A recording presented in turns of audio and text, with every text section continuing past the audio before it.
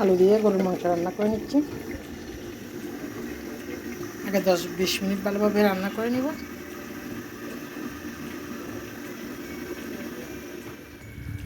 যেহেতু আলুর তরকারি সেজন্য একটু মোটামুটি করে ঝোল দিয়ে রান্না করে নিছি। আসসালামু আলাইকুম, শুভ সকাল সবাইকে। আপনারা সবাই কেমন আছেন? আলহামদুলিল্লাহ ভালো আছি। এই তো প্রতিদিনের মতন আর একটা ছোট্ট ভিডিও আপনাদের সাথে শেয়ার করলাম। আশা করি ভিডিওটি সবার ভালো লাগবে। এই তো সকালবেলা চাটা বানিয়ে ফ্লাক্সে নিয়ে নিব। ফ্লাক্সটা তারও আগে ধুয়ে নিলাম।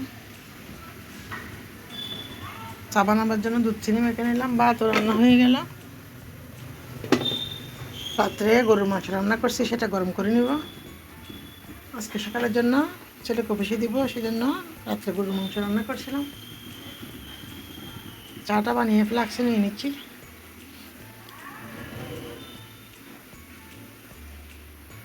প্রত্যেক দিন ছেলেটা অফিসে যাওয়ার সময় বৃষ্টি। এই তো চাটা বানিয়ে নিলাম ফ্লাক্সে। ওকে ডাকবো ঘুম থেকে, না ডিম পাউডার ভেজে নিব।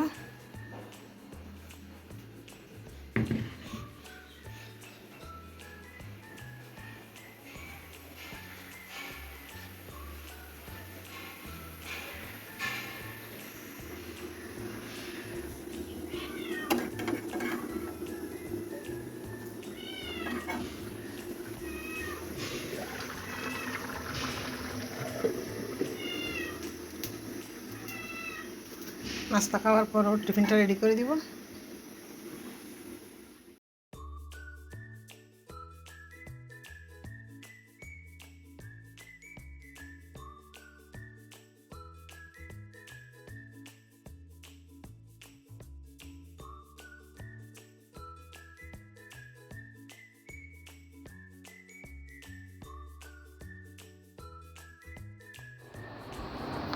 কলাইটা খুলতে পারবে তুমি?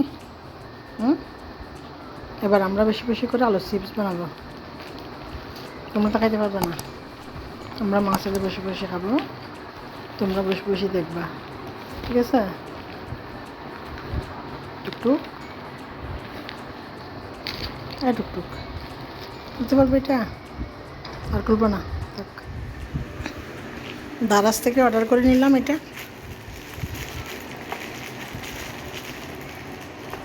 এবার দেখি আলু চিপস সুন্দর হয় কিনা।